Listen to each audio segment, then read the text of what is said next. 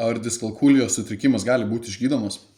Diskalkulija yra neurologinio pobūdžio sutrikimas, todėl ji neturi tradicinio gydymo, tačiau tinkama edukacinė pagalba ir intervencijos gali padėti asmenims su šiuo sutrikimu įgyti reikalingų matematinių įgūdžių ir sėkmingai įveikti kasdienės užduotis.